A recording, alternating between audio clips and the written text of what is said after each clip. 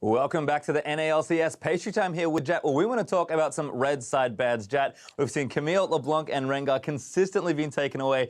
Why are these three champions, and why have these become our standard bans? Yeah, and why always red side? And for the most part, people are afraid of the other team being able to first pick any of these champions, and the results back this up a little bit. If you look at Camille coming into week 3 across NA, EU, and the LCK, 4-0 on the blue side. You look at someone like LeBlanc, also not picked that much, but a 60% win rate.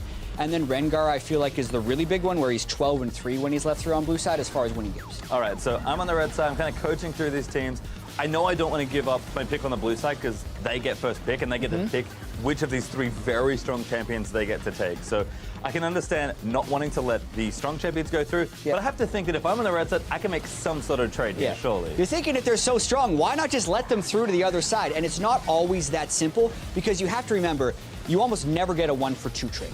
Because if the other team sees you're banning none of them, they'll just ban one and immediately throw you into a 1-for-1. And then the other thing is, you also give the blue side team all of the choice of which matchup they would rather have. So if you're a team that has a great mid laner but not a great jungler or top laner, the only thing you'd end up wanting is LeBlanc. So if you don't have people on your team that can play all those positions, you can't just give blue side that choice, because it usually ends up favoring the blue side if you give them their pick of any 1-for-1 trade. All right, so that makes sense, but are there any scenarios where I can do this? Because on the red side, you are quite restricted, having to only ban away these 3 champions. What scenario does it look like if I can just leave them all open? Do I trade some? Do I leave them all open? Kind of what can I do here? Yeah, well, there are a lot of different scenarios that we've been able to see, but one that was almost a perfectly ideal scenario was what happened when SKT played in the LCK, because they have Huni, who can play Camille, they have Peanut, who can play Rengar, and they have Faker, who can play LeBlanc. Some pretty good players. And they were playing against a team where they didn't fear any specific player on any of those champions, so they didn't ban a single one of them. That forces blue side to ban one champion. They decided to ban Camille. And then you look at the side of SKT, and they ended up getting Rengar and gave up the Camille. So I messed that up a little bit, but they banned LeBlanc because they weren't worried about Faker. Exactly. Didn't want to give Faker that champion. Well, happy to play the top lane matchup. Huni went with Singe, which isn't a huge champion, but they felt like they could deal with it, and then they got one on the other side. So again, when you can make those trades, the circumstances are pretty narrow, but you are able to do this if your team kind of is in the right situation. Exactly, and these teams don't care about how interesting the draft phase gets, even though it gets a lot more interesting when you don't ban those champions.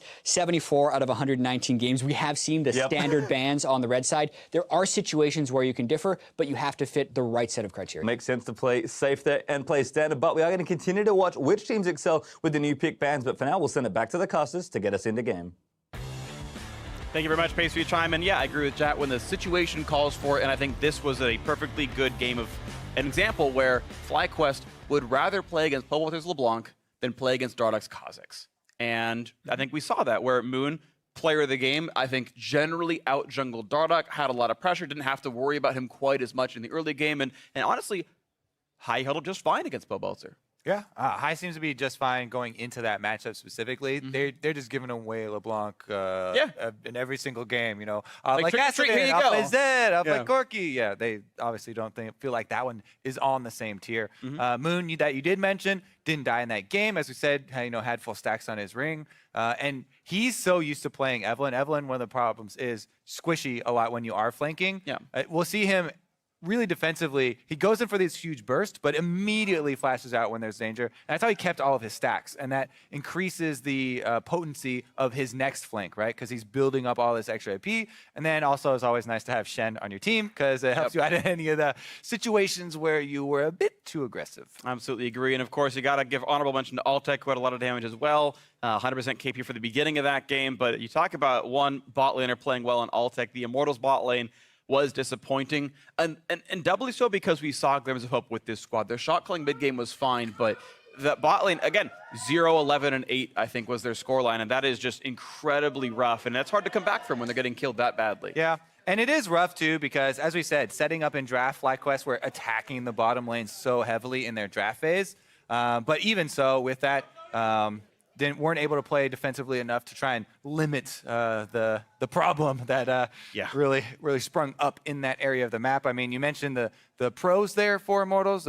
Flame did have a good flash punish there onto High in the mid lane when he overstayed, and they were able to snare and get a little bit of momentum back there. But besides those couple of glimmers, Immortals pretty much need to completely revamp here. Basically respecting FlyQuest more, because FlyQuest will immediately go for these calls. The thing is that they're viciously aggressive. And it really did show as well with the bottom play where they Immortals are going to try and pincer movement, pick out Fly. But the first thing on Fly's agenda is group up as 5, and then they just turn on the members of Immortals that are spread out and able to pick them off. Pretty simple maneuver, actually. Yeah, they all just kind of collapsed into the river, and you kind of saw that if you can kind of call back in your mind what that play looked like, Immortals thought that it was just going to be high running away up the lane. Like you saw people get lanterned over the wall. They're all ready to cut them off through Tri-Brush way over on the top side. And it's like, no, we're just coming to the river. Now you're spread out. And now we've pinched you off. Now here's the time for the divide and conquer.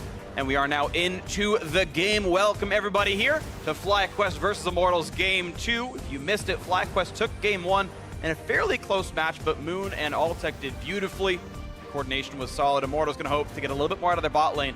But they are a good enough team to win as we get into picks and bans. Right. Fairly standard blue side, no Kha'Zix allowed for Dardoch, no surprise. And aside from the obvious of prioritizing your bottom lane picks, you can alleviate some of that pressure by denying things like the Shen that are going to be used probably around that bottom side of the map, because that is another factor. I wouldn't go so far as to say, oh, you need to ban Moon's Evelynn or anything, because gank pressure is always a thing in the bottom lane, no matter what champion it's on. I don't feel like that one's a super high priority or anything, but especially since FlyQuest have just gone back to Shen over and over. And actually, they're showing right now that they have the highest priority on that champion as probably any team. Nab him up again. Bear in mind that this time as well, they also spent a ban towards the top side, towards Maokai, to eliminate that advantage of team fighting that we kind of went over. Immortals, if they had played more defensively and maybe had been able to limit the bleeding, would eventually be able to rely on Maokai, better tank in the 5-on-5 stand-up, but that won't be an option this time around. So maybe it is on Immortals. Go for some flashy stuff here. I actually really hope, yes, they lock in the Lee Sin for Dardoch. Yeah. And I want to see Jace in for Flame as well. I feel like if Immortals' best performing players, there we go, is their top side of the map. I feel like you put your eggs in the Flame basket, you boil them up, and you hope that you can actually win some games through top lane. Okay, if you are drafting this, you need to snowball early. You need to keep up the pressure. Jace has to be pushing turrets non-stop. He's got a Lee Sin at his back to help him out with aggressive plays. You want to whittle down the Shen, try and get him low health, maybe open up dive, maybe at least keep pressure up there, because if you don't start getting the early turret gold to help you snowball through the mid game, then you will fall off, or you will fall prey to the cross map plays, because Evelynn and Shen are going to be doing a very similar thing. Jhin again, so they'll probably focus on the bottom side. Altec will jump out to the early lethality build. Yep. This time around though, that is important for Cody's Sun to be able to actually have a comparable AD carry down there as far as ramping goes. Yeah, and I want to see if they can just get a decent wave clear bot lane in there. They can just kind of shove up and just not ever really be under major threat, because that was the issue before. And right, you have a very obvious Immortals game plan of trying to pressure for top side, I would expect. And FlyQuest, if they can keep the bot lane pressure going, I think that can be stymied somewhat by proper champ select from Immortals. We'll see. Cassiopeia off the table means 2 teamfight mid laners have already been banned away on the side of FlyQuest. Rise earlier on in the ban phase. And I would actually expect Immortals to just really keep on going with this. Try and draft a super strong mid lane as well, pushing maybe a Corki to go along with that poke, add that magic damage from the mid lane, because you really do want to get the early tempo and keep it. And Corki is definitely a great champion to do that. Plus, Haya has just gone back to that champion over and over and over again, and definitely shown that willingness. Yeah, well, they do need magic damage out of the mid lane. The rest of their team comps already physical damage for Immortals, so first pick Corki may be on the table. Syndra dropped off. And, of course, now it's Immortals' time to resume picks here. Actually, Morgana, the support pickup, is going to be the grab. So, not knowing what the support is of FlyQuest, they're going to grab Morgana here. Technically could flex mid, though I doubt it highly.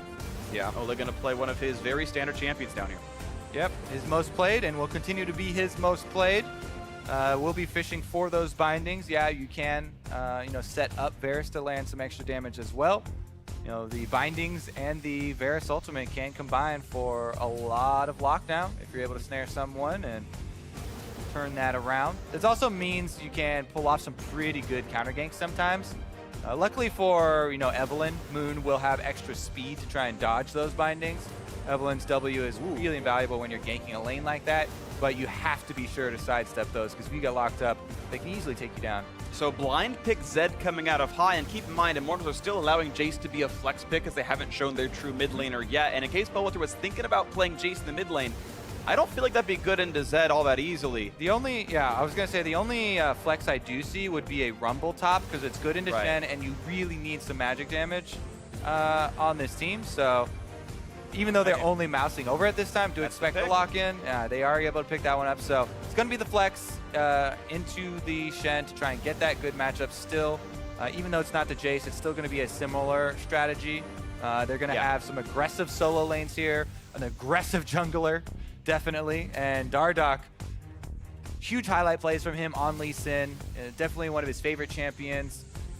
And we'll see if he can perform with it here, because he could definitely change the way this entire game goes. If the bottom lane on Morgana and Varus is able to wave clear, as you said, just kind of trade CS, the solo lanes are really set up to help him out. And Evelyn versus Lee Sin is very good if Lee Sin is able to get a beat on her, as long as she doesn't, dodge out your Q. And even sometimes if she does dodge out your Q early on. You never know.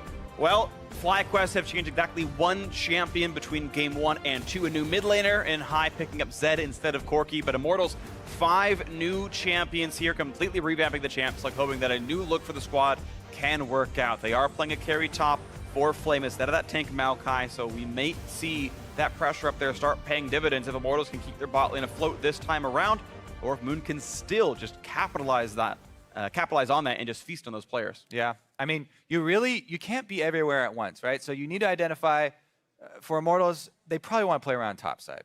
The top triangle, basically, of jungle, top laner and mid laner should be where they're trying to create a lot of their plays, considering both of those lanes are a bit volatile. Even though they're hugely bully lanes, they can also, if they do get ganked, it's rough if they get killed early on and blow summoners.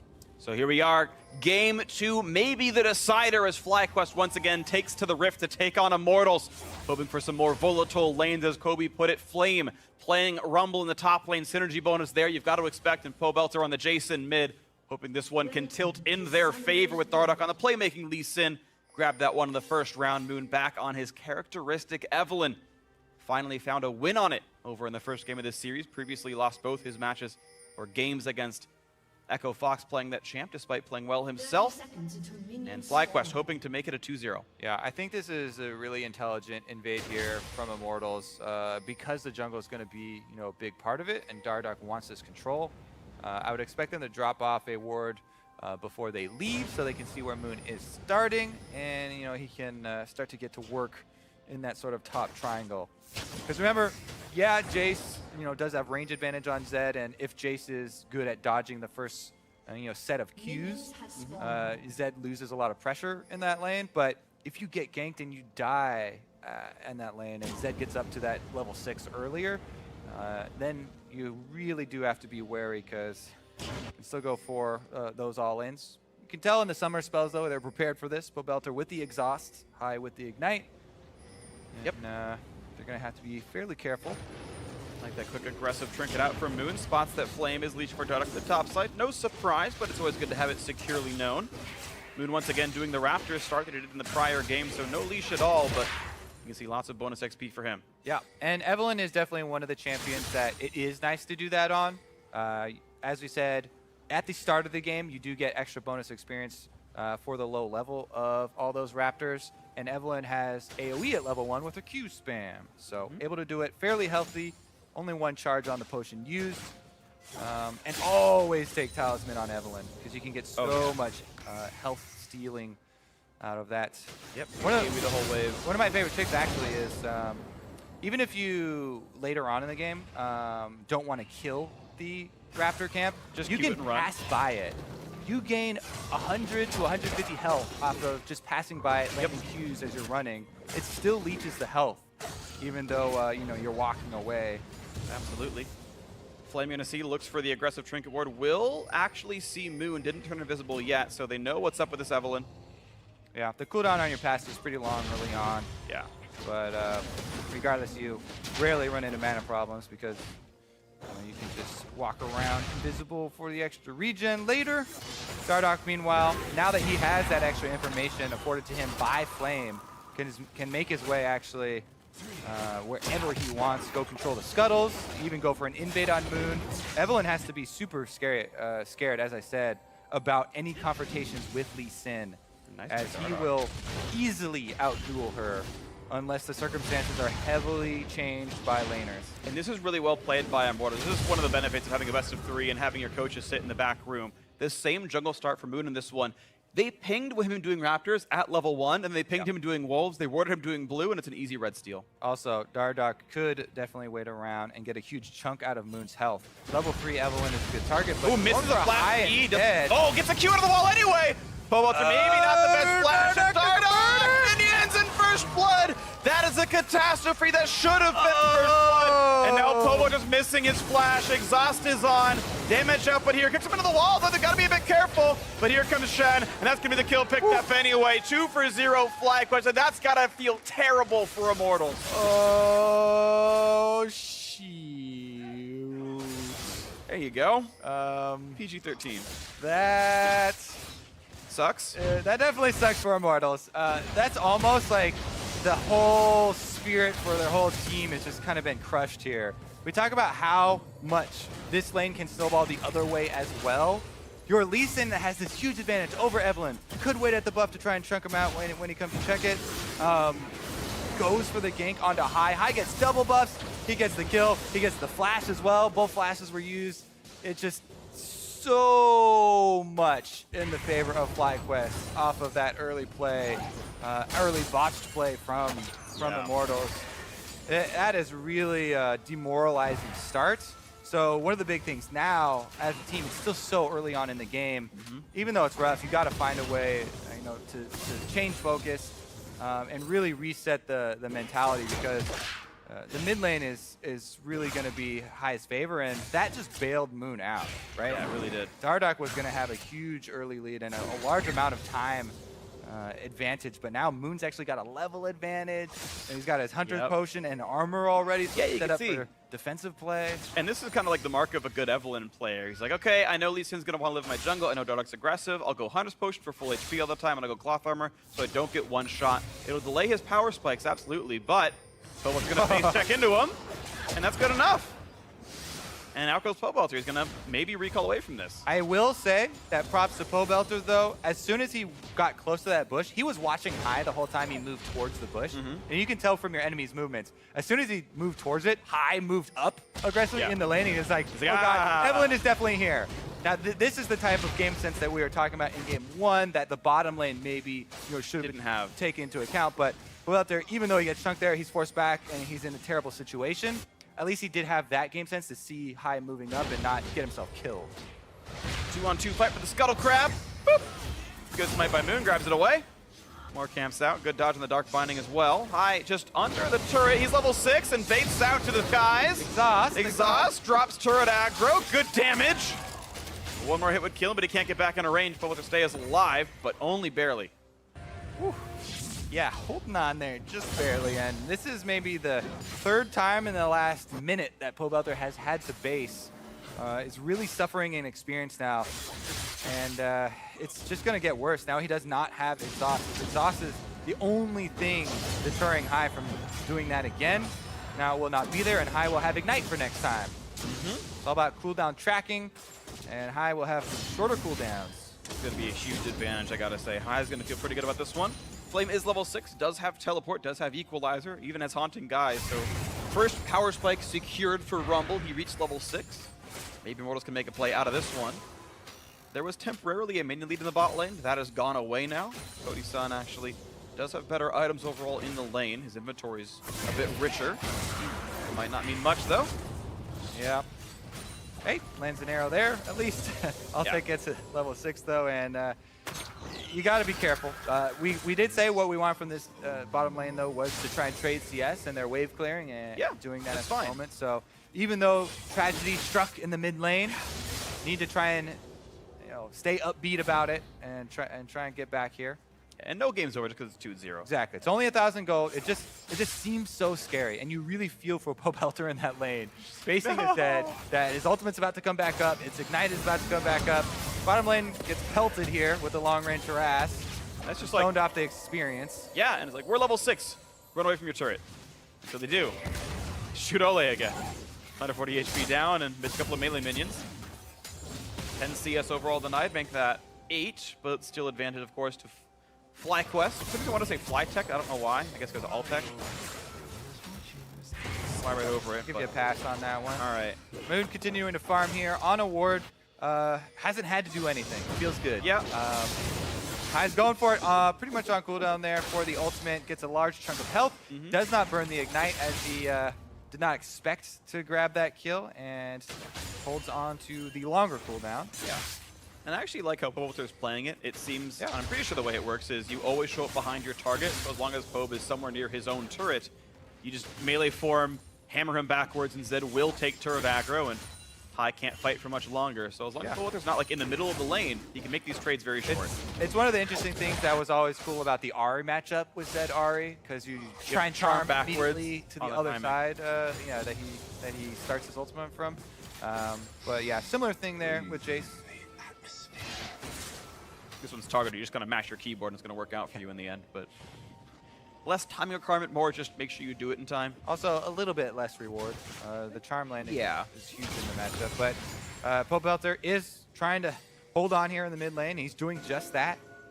At least hasn't had a huge CS deficit balloon here. So you have to say, you know, making the best of that bad situation, stabilizing their mental game, you know, calming down the shot calling here for Immortals has happened. The thing now, though, is that FlyQuest are the ones with the initiative. They've got the Shen ult ready. They have the Jhin who's powered up and started roaming around now. That it really is their next move to make. And Immortals' really hope here is to try and come up with a good counterplay. You know, Dardoch getting in place for a counter gank and trying to burst somebody out. Okay, we'll see what happens right here. A lot of mid lane folk. Yeah, a bit of commotion. Let's see, here we go, looking for High. Jumps over towards Ole. Shen's in there as well. That's a bad news bears for Morgana. One kill picked up. Is there more to be had? Whiff equalizer turns into nothing right there. Also low. Back in the balls. Talk comes up on a dart. Not going to land the root just yet, but a double kill comes through anyway for Zed Falls. Does fall off. One picked up the Cody's son, but Pobelter is going to be chopped down to the side. 5-1 suddenly the scoreline. FlyQuest pick up a 3-1 fight. That is one of the cases where sometimes bringing too many people to a gank gives away your position, because there were no wards for FlyQuest on top side. 3 members top side might have been able to get the jump on High, but Ole coming up from the bottom side river over wards was just too juicy. That draws all of FlyQuest not only to Ole, but away from the rest of the threat from Immortals that's on the top side here. See, Ole comes up, they're like, oh, juicy target. We didn't jump on him, you know, free kill. That not only was a pretty free kill, but also drew them away from this threat that Immortals had set up on the other side. And that kind of allowed the advantage here for FlyQuest, as the bottom lane did arrive pretty quickly here, and Cody's son made his way up, but Altech opens up on Jhin and is able to land that last one to secure the kill on Jace as well, and the lead does balloon that way. Look at that, 4-0-1 on High. The attention's all centered around him. He's done a pretty good job of navigating through it. Still gotta worry about that heartbreak of a first blood, or, you know, elation if you're FlyQuest, of course. But it's quickly slipping out of Immortals' hands, and this one, you can't blame the bot lane for it. Cody's son is their only kill. This time it was Dardoch and Pobelter who just overstepped and got 2 for 0 to level 3. I mean, we can revel in this a little bit. High styling on Zed once again. Yeah. It's been years. They see Dardoch on the ward. Doesn't care about it. Doesn't matter. Goodbye. Poppy goes. And they get the assist because Karma added the shield speed. Gave him some move speed. There you go. Elimination, equal participant in that fight, deserves the share of wealth somewhat. But yeah, High is now too far ahead to matter. Again, the focus though, right? They call over Altech and Lemon Nation to just shove this advantage right down Immortals' throat. They grab another turret super quickly with it, and that's the way that they blow open these games. They just take a hold of that advantage lane and press it all the way home. High, just the classic stretch now. I'm just so used to him. Every time he gets solo kills in the mid lane, it's the just puts out his wings. It reminds me of the Inori Rengar. Oh, yeah. But he's got his own flavor here, the FlyQuest version. Yep. Of it for High.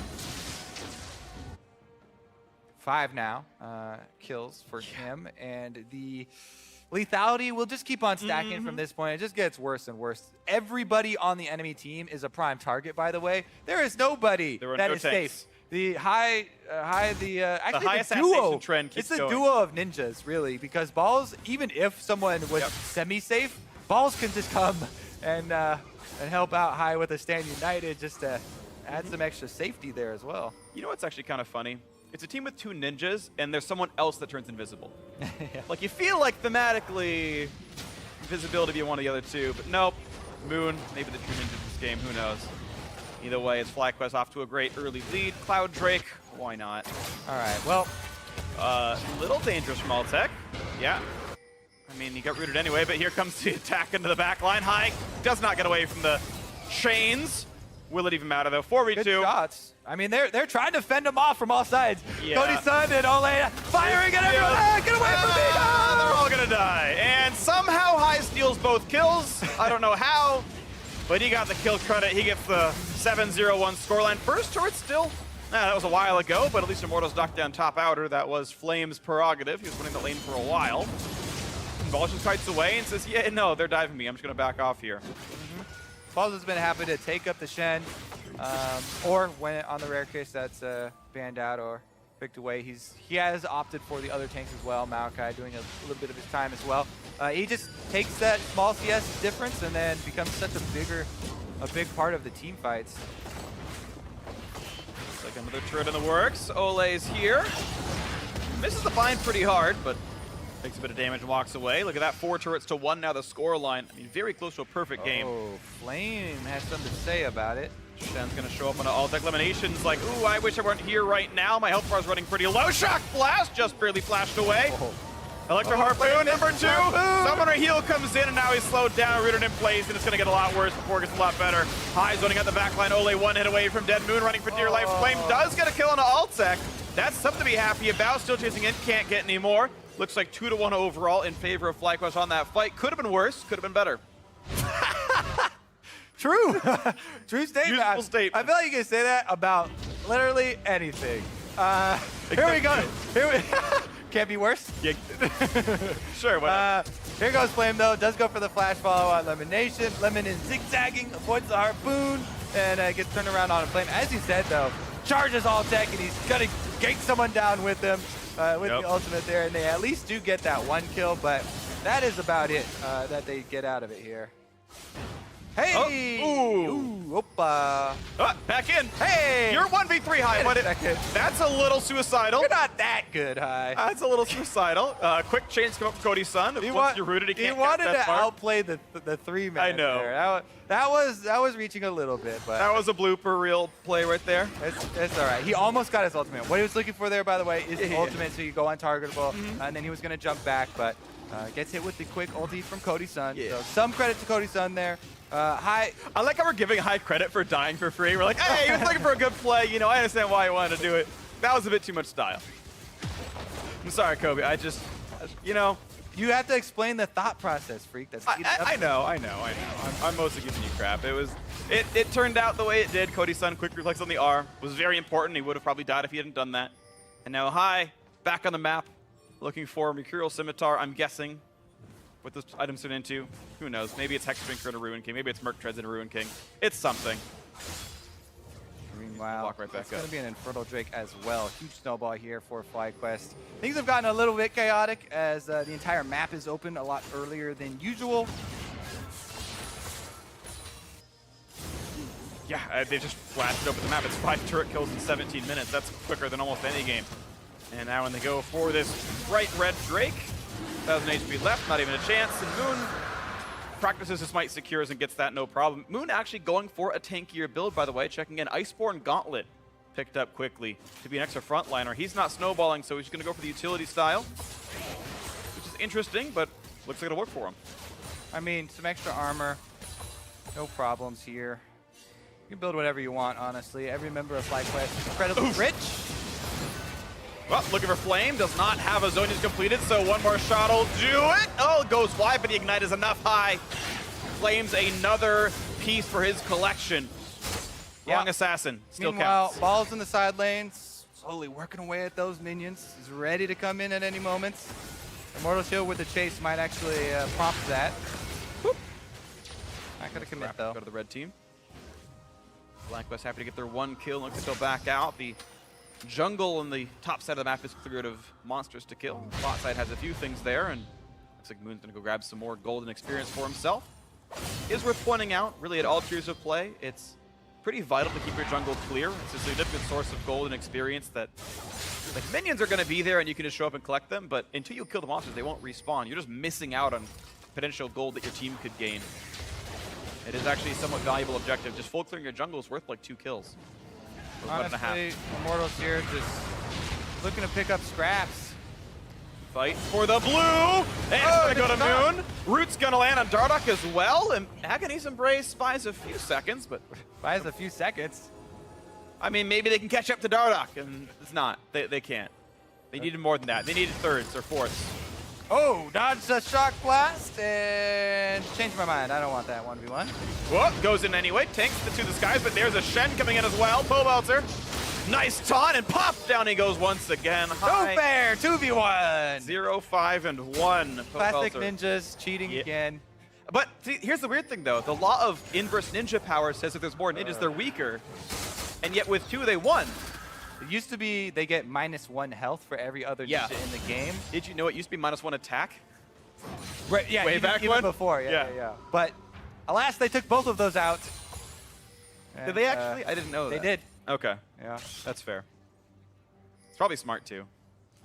Did you know if you're wearing sunglasses, you take 1 less damage from Fiona's pass? I think it was because they thought people would just rage if they died by 1 health, and they were like, that's a ridiculous flavor balance. That's, yeah, it's not worth the gain. Dardoch jumps to a minion, turns on the spell vamp, and just runs away, licking his wounds. Bind on elimination. Ole gets the better of that one. Yeah. Pretty classic here, though.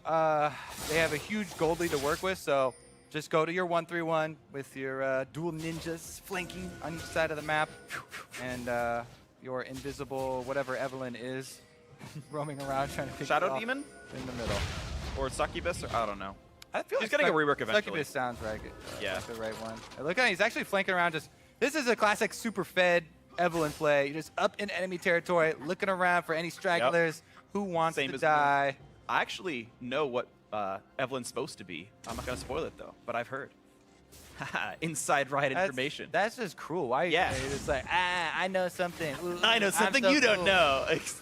Good one, freak. Yeah. I like thinking people dislike me. It's my new thing. You don't have to try. Fair point. Woo! Yeah, there we go. Kobe 1, Freak 0. Classic NA jungler flame. Yeah. All right, here we go, though. Go for the... Indoor's going to clean you up. He's not fast enough. He's got boots 1. He's just too slow. Can he dodge out, though? Look for Dardoch. Dodge away from the shock, but suddenly there's more team here.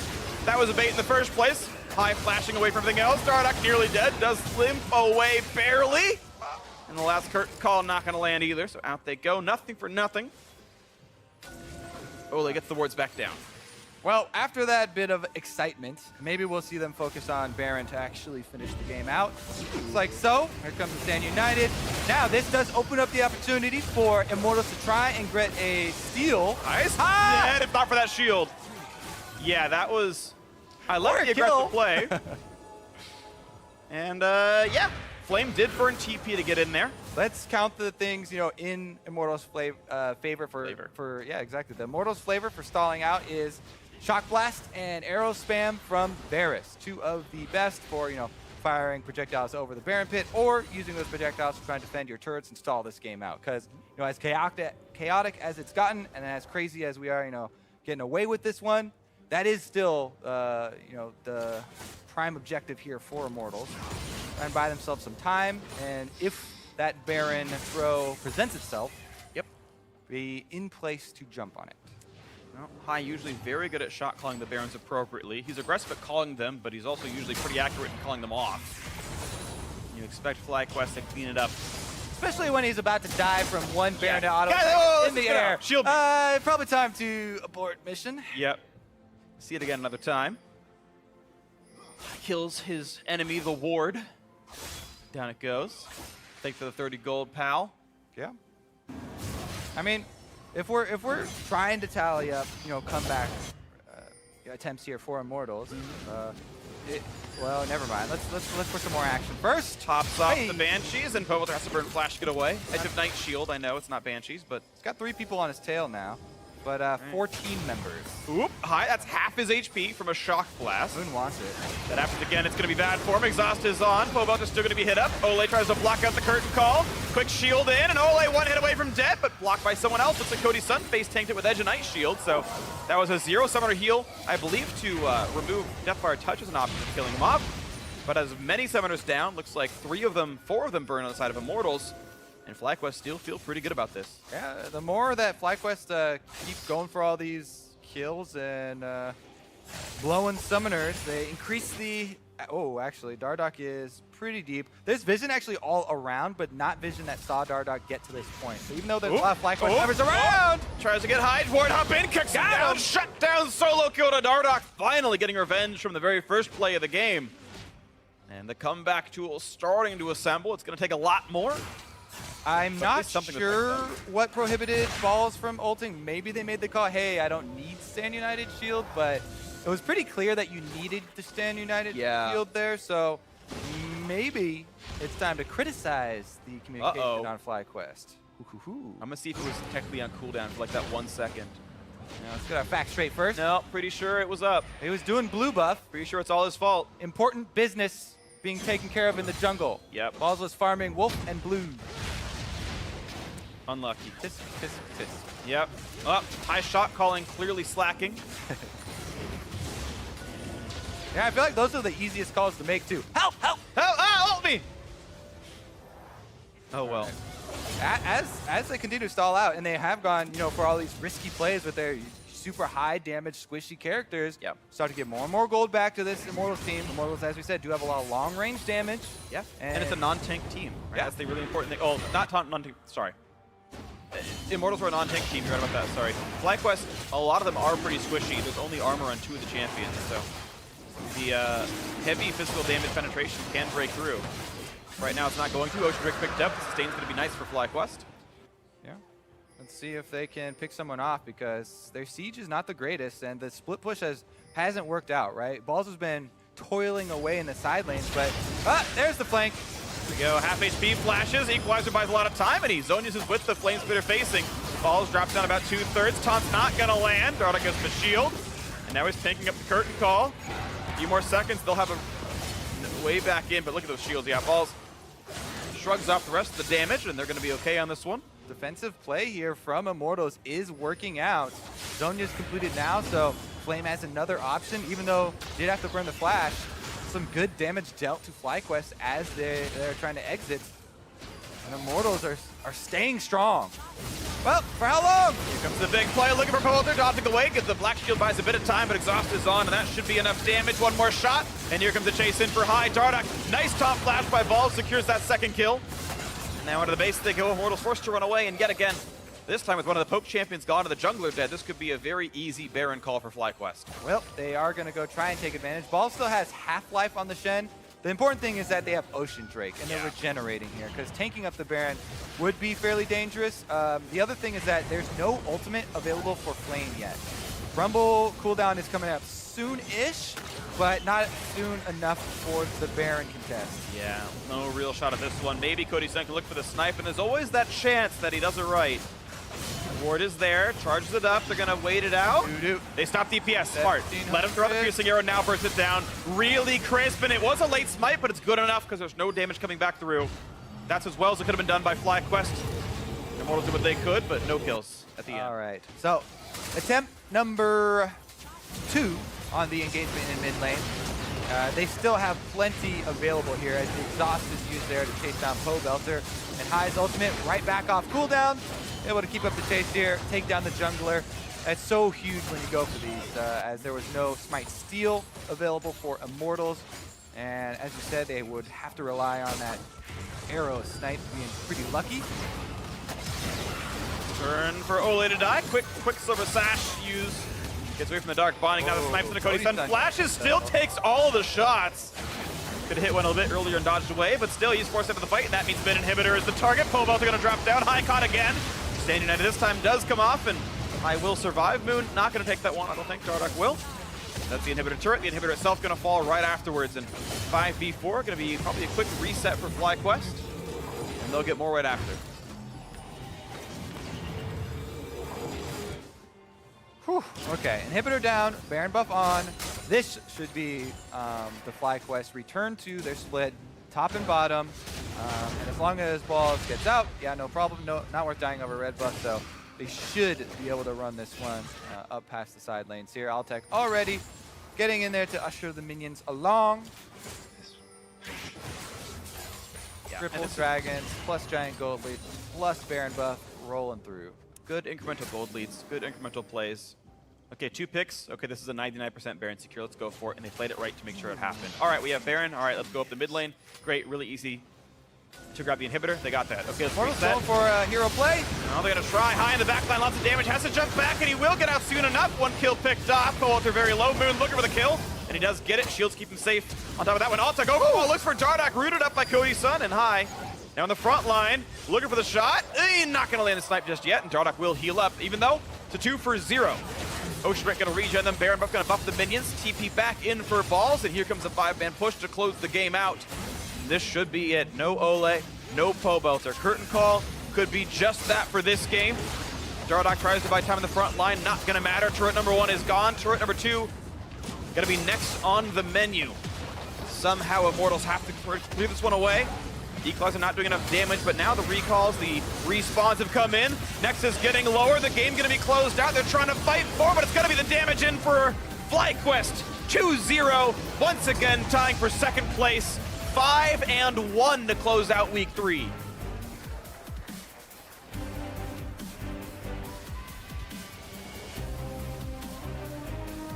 FlyQuest dream start to this season continues. And they are on course to meet up with Cloud9, which will be an extremely exciting and Phoenix 1 confrontation. Yep. All 3 of those, other teams that are at the top of the standings with them will be their next opponents. Exciting times and the real test there of the top of the LCS. Meanwhile, Immortals still continuing to struggle a bit and patch up quite a few issues. Phoenix 1 into Cloud9. That's next week's matches here for FlyQuest. And those are very strong teams, of course. C9 undefeated in first place. Phoenix 1 only 1 match behind. It's definitely going to be the real test right here because those squads have had to play against the league's best. FlyQuest has been like, it's like he's playing Mortal Kombat. You just go up the ladder and you play a progressively harder opponent every single time. The 2-0 here, pretty solid over Immortals, who had an okay record. They had 2 match wins. It wasn't completely deplorable, but took care of business pretty well. They had a close game. They managed to snowball the way through. They had a game where they blasted open the early game and did very similar things. Shot calling still crisp. The individual play from High still very good as well. Moon, different build on Evelyn pretty much every single game, still finding ways to make it work. And the FlyQuest formula certainly is succeeding. Yeah, and they've got a lot of these underdog hero stories on the team. Yep. The returning veterans, that are old now, as well as Moon, who didn't have such a good time his first time around in the LCS and has completely changed for himself here. It's actually just such a cool story, especially considering last time around, a lot of the flack that High would get would be small champion pool and lack of mechanics. Can't lane well. He had, previous to this game, probably should still remain true, the deepest champion pool, most diverse champion pool for any mid laner in the North American LCS. So Moon's still playing a ton of Evelyn, which is okay, right? Like, he's the only person playing this champion. You look at Eve's pro match history, it's just 4 Moon games. He wasn't really a factor in this game at all. No, this one wasn't much about him. Almost all about that early play in mid lane, where we talked about Lee Sin going for the play on High, and High gets, flashes blown for his opponent, gets first blood, gets double buffs. Sweet. But the game was about High. Then he started shot calling. Let's get advantages in my lane. I'll break it through, and it worked out nicely. So, of course, congratulations to High and the rest of FlyQuest for the 2-0 win. But now, to get some thoughts on that win, let's hear from Pastry and FlyQuest carrying the bot lane. Thank you very much. I'm here with Altec after another successful weekend out for FlyQuest. Altec, you've had a fantastic weekend on a whole host of different lethality marksmen, Misfortune, Jin. How have you adjusted to the metagame, and do you think it suits you? Honestly, I prefer playing hyper carries a lot more, but I think this is more of a team game, and champions like Jin who don't really need attack speed and stuff like that, they really benefit from this patch. So I think I've adjusted well to this patch. I'd have to agree, and in general, I think FlyQuest kind of defying a lot of doubters moving into the season. You guys were underdogs moving in, and I think you look at the bottom lane, it doesn't feel like anything that special, but you've certainly proved them wrong now. How do you think you stack up against the competition, and particularly some of those top teams in their bot lanes you haven't played yet? I think I guess the strongest bot lane would be C9's bot lane, because obviously they're undefeated and they've been together for a long time. So I think they'll be the hardest challenge. But I think other than that, we should be able to handle most of the bot lanes. I have to agree, you guys have managed well, and of course, FlyQuest, you're now tied for second with TSM, really looking for those top spots. Do you think you guys can carry this throughout the rest of the season, and maybe, how far do you think FlyQuest can go? Is number one out of reach? Obviously, I think number one's our goal, but I think next week, since we're playing C9 and P1, who are the 1 and 2, I think that'll be the hardest weekend for us, and I guess that'll just prove if we're a top team or not. And there is, of course, something a little extra special for you at the end of it, potentially. Making playoffs will be nice, but top 4 would secure a spot in Vancouver. I know that's a special place for you. What would it mean to kind of make it all the way there? Honestly, it's it's just playing in my hometown. I've obviously thought about playing in a final for once, but playing in a final in my hometown, I think that'd be the world to me. Well, best of luck and congratulations on the weekend. Thank you very much, Altec, but we're going to move it back to Analyst Desk to close out the weekend. Thank you very much. Pastry time. FlyQuest here, 5-1 to close out week 3, remaining in that second place slot right up there with TSM. That's got to feel good and dominant game here. I mean, there's only so much to analyze when 2 kills go over to a Zed that early, 4 kills rather go over to a Zed that early in the game. I mean, you may as well just play the clips because there's not a ton to say. This happened in both games too, with the super early double kill going over to a carry on C9. All right, well, let's take a look at the early kills handed over to High on this Zed, a champion that he is very familiar with from his old days in the LCS. Right, I mean, Dardoch is kind of the catalyst for Immortals, and whenever he doesn't get off the ground, they look like they struggle a lot. And here's a play where Dardoch goes over the wall, tries to make something happen, but isn't happy just with the flash, greeds out, unable to finish High off. Great roam from Elimination. Great roam by Elimination, double buffs on High now, and then Balls as well, responding to the pressure mid. I mean, FlyQuest as a unit always seems to collapse to exactly to support High. Yeah, Balls was helping a lot at the end of that play. He was making there. Sure he could Moral support. You got it, guys. So that's 2 kills right there, super early on in the game. Then 10:30, so just barely past that 10-minute mark, we have a 3-for-1 that goes in favor of FlyQuest. High picking up another 2 kills in this one. Take a look. Yeah, this one was a little bit more chaotic because Immortals was thinking about setting up a play, but they were just a little bit haphazard about the way they did this, and they missed a lot of skill shots mid-fight. Meanwhile, High's just landing all of his. Watch this Varus ultimate. I had to check if Flame was on the opponent team because that's where it seemed to be. Yeah, he almost got the Rumble. Yeah, I mean, High did flash out of it because he was just completely in tune with this early game and just got incredibly fed. Yeah, I mean, there's really not too much to say. You have a snowballing out of control Zed. We saw him continue to make plays, solo plays, roam plays down bottom. He was all over the map after that. And we've seen High, for years now on Zed, taking over games, happens once again. Right. High is going to receive player of the game. I don't think that's going to come as a surprise to anyone. Now, another top performer on the team has been Moon, this entire split. And in this game as well, had a very solid scoreline. Deathless for him. High actually highest deaths on the team, but that's okay when you're carrying. Well, yeah, exactly. When you're carrying as hard as you are. But Moon is a player that I want to talk about. The Evelyn coming in, he's the only person playing this in the NALCS right now. This time he actually went for a different build, more of that tanky. Not sure if it was the best idea. Yeah. Maybe they were just looking for a bit more of a front line for the Zed, but I mean, it's hard to know exactly why you would do that because generally it's the Eve goes in, gets a massive shield from her ultimate, does a ton of damage, you can't focus her, and then the Shen ult comes in when they want to start focusing her, and it's just you deliver this taunting, bot basically in Balls. And when you build tankier, you're just harder to kill, but you didn't chunk them all out for the Jin ult to snipe them out easier or the Zed to start cleaning up kills. So in that sense, you question a little bit, but because they're so far ahead, you can basically build any sort of productive item and probably still win. And what I like about it is that they're trusting their legacy champion pools, because a lot of these players, especially high, we've said it's like 3.5 years ago he was playing Zed. It's been his best champion. Right. It's kind of in the meta. You can argue that you can play it. And Lemonation and ThinkCard are doing a really good job in the draft, putting them in situations with which these champions can succeed, which is making it hard to prepare for them. Obviously, it's results-based. If these weren't working, we'd be like, they should just learn the meta picks. That's very true. But I do like it when this stuff works out. You want to get in here? Well, just real quick on the draft. I mean, I believe they flexed the Jace mid after seeing the Zed pick, when Zed used to be a counter pick to Jace, and like the only person who made that look reasonable was like not Pawn. a good flex. Yeah, I didn't like that. But the Zed was blind picked, essentially. Yeah. Yep. Zed was blind pick following the Morgana, and then the Rumble comes in and they flex. That's what I'm saying. Is like, I don't know why you would do that and just not pick something that you would prefer to play into Zed. I don't know why you'd want to play Jason to Zed. Yeah. It's a good question. We'll have to ask the Immortals players when we have an opportunity. But I want to kind of zoom out now real quick and just talk about FlyQuest moving forward. We talked about it after the C9 victory today. They will be playing each other next week. So we have a meeting between FlyQuest at 5-1 and C9 at 6-0. But there's some familiarity between these teams, which could make that matchup super interesting. Let's rehash that. Yeah, the storylines are absolutely insane for this, because to many people, high is C9. Lemonation's notebook is a C9 notebook, not a FlyQuest notebook. So the history itself is there. And it's also a massive point for FlyQuest to prove themselves. Right. Because they have yet to play C9, TSM, and Phoenix One, arguably the other 3 top teams in the league. So they really have a lot of proving to do next week. I mean, from a narrative perspective, absolutely. Also from a gameplay perspective, where, C9 has some of the most standard, in a sense, drafts where they seem to always come out ahead, but they're playing exactly what they want to play.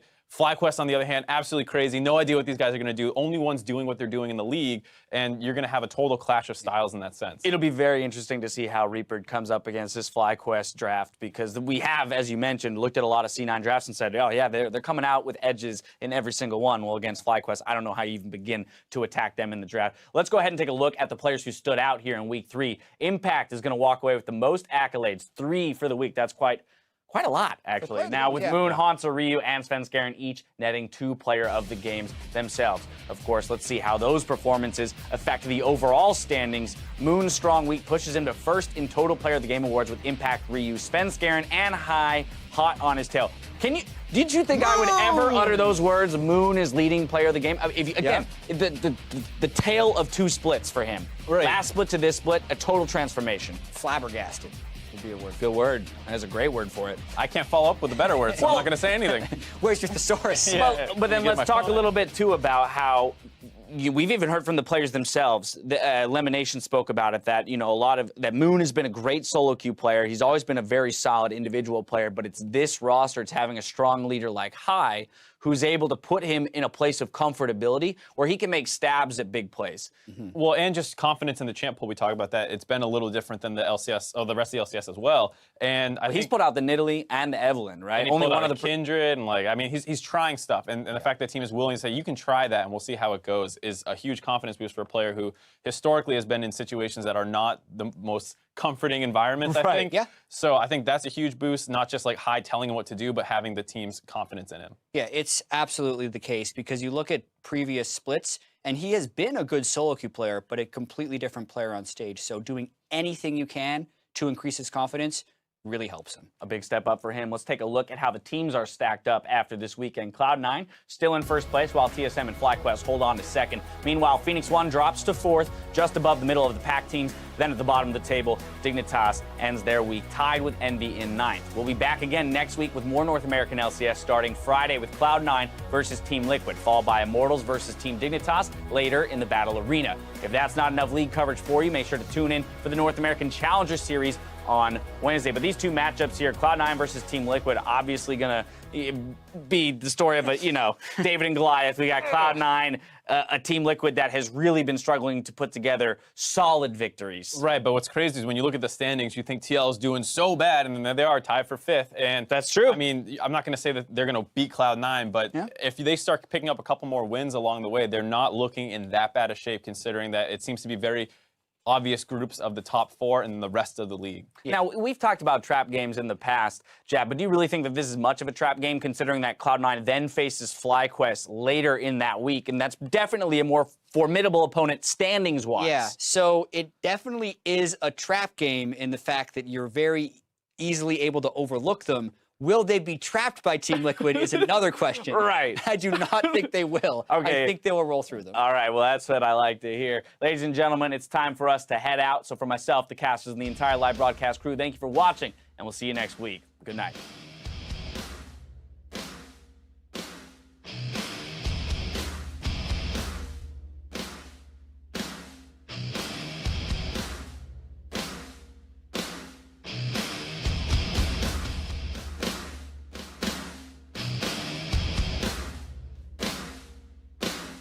I want to be a player who can be more respected and inspire people to be more humble. You'll see more calculated aggression from me, but I'll definitely be the one that's fighting a lot of people. Dark's just going to force that bottom lane instead. Adrian played back, forced to flash, great bubble. Might save him, but Dark wants it, he flashes in, gets a slow, and then first blood for Dark. Straight in there, wants to go for the dive and does take it down. Ryu with the counter kill. Yeah, so both junglers very determined with where they're going. Well, they're going straight for Baron, but P1 might cut. Oh, Ryu! Absolutely massive ulti finds 2 with a stun. Ole getting those Pobeltas trapped in the miasma. When you're competing for the middle of the pack, the difference between a single spot can mean going to playoffs or not going anywhere at all. Meanwhile, Ninja looking to go for the solo kill under Golden Glue. Kapow! Piglet going to be fighting himself cut out. Stand United is there, but the damage is way too strong. They got him easy. More damage heading your way. Shut down! And Team Envy has done it. They have found their first win. Wait, so what are they doing today? Why is George here? They're doing an interview. If we lose this game, we're fired. Check. Oh, shit. They're going to try to body block it. Looks like Darshan doesn't have a way of doing so. They get him. Perfectly played. TSM remove the escape route. The attacks are there. Brush pick for the auto attack. And there's first blood coming through. Nicely done, Svenskar, making the thing happen. TSM will cement the comeback in the series. TSM improved to 4-1. Lod gonna go ahead and fire off that chain of corruption in bottom lane. Stranglethorn's counterattack. Bullet time coming out too. Chaser's gonna be bursted. So is Lod. But still, they stay spread. Top left side might be that entry, but you have Edge of Night locking him out. Hakuo gets taken out. Bullet time shreds through the team. Looper's gonna revive. Lolo's gonna revive. Lolo, he's not gonna live. Piglet almost gets choked by a kick. He's down. Slapped him down with a piercing arrow. I'm flanking around. Yeah, go Jin, go Jin, go to Jin. I'm gonna go on Jen. Jen. Okay. Casio, no subs. No subs, Casio. Yeah, 조심해. They get it. Bjorkson on Ryu. He's going for Ryu. Damage is good, but Bjorkson doesn't have anything left. He gets blown apart by Arrow. But P1 just don't have anything left. TSM, Nexus wide open. Bifrost, look for the play. It's going to cost him. It's Fed leads in. And TSM 2-1 versus Phoenix 1. Yeah, just gonna start hitting the Nexus. Go. Turn. Tom. Guys. Watch Gorky. Guys have to go in. Go. No. All right, good job. Finish.